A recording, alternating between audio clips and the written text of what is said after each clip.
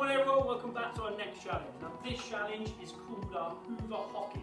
Okay, so what I've got is 3 bottles and a tennis ball. So what you need to do is you need to go in and out of the bottles with your ball and your Hoover hockey stick. Okay, so what you need to remember for this challenge is to keep your knees bent and your back straight. Okay, keep your eye on where you're going and the ball. Okay, so something like this.